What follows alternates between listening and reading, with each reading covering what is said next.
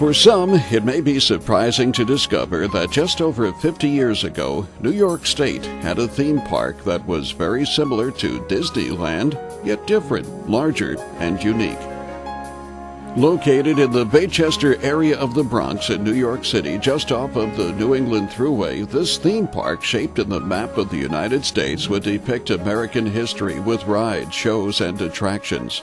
Amazingly, it would take just under a year to construct, with at peak times 2,200 construction workers creating the park, which was 85 acres, and the remainder of the 205 acres used for parking and support services.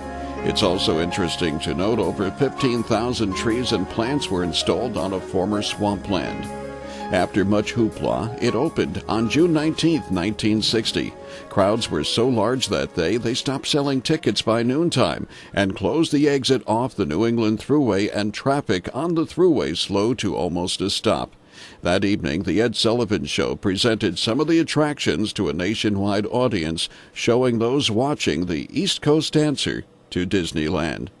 There would be parking for 12,000 cars, and visitors could also arrive by New York City Transit through buses and other bus services from the region. The map of the park outlined the shape and themed areas. Upon entering through the main entrance was little old New York. New York City in the 1880s, even a replica of Macy's. The three-story building sold souvenirs and other items. Little Old New York would also feature costume-staged political rallies, and parades would also be a part of the day.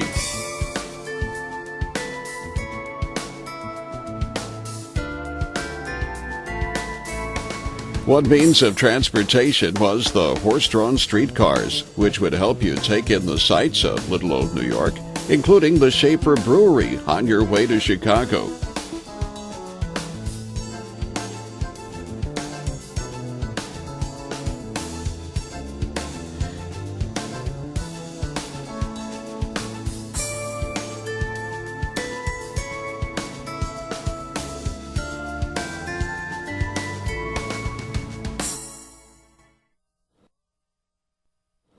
Where the two streetcars would meet, one would wait for the other to pass, as they would share the same track. Of course, another means of transportation in New York would be one of the two harbor tugboats. The Totsie and the Pert would carry passengers from the New York harbor right into the Great Lakes. Once in Chicago, you'll see the firehouse, where firemen would wait to be summoned every 20 minutes for the Great Chicago Fire.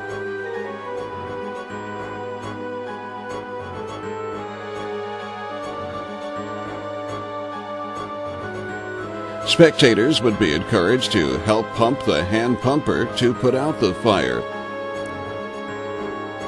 Those helping would get a certificate saying that they helped put out the Great Chicago Fire. There would also be stores and restaurants in Chicago to visit, just like in Little Old New York.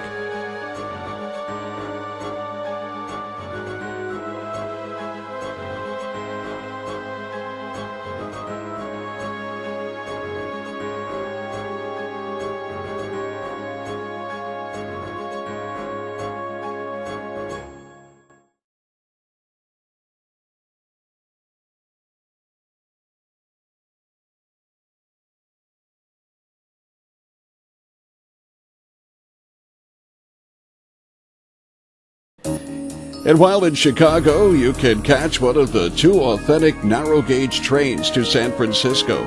The trains would travel around the Great Lakes.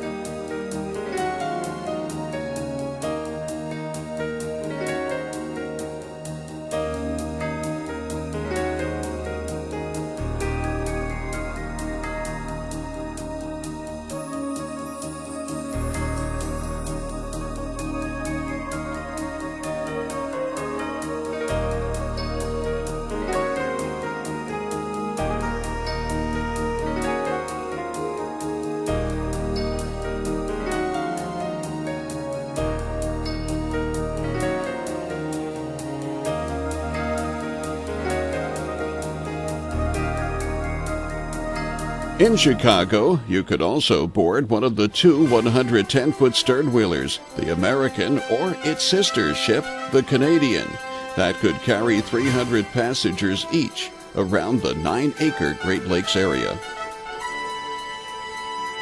Another means of transportation in the Great Lakes would be authentic Chippewa canoes. After visiting Chicago, you can head to the heartland of the country, visiting Fort Cavalry, complete with stores, a shooting gallery, and a stagecoach ride through the Great Plains, and encounter a holdup and more.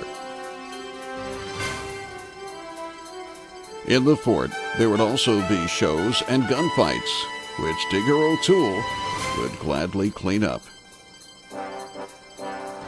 After leaving the fort, visit Borden's farm, a real working farm with vegetables and farmland animals. But the real attraction was Elsie the cow, along with her calves, in their own beds.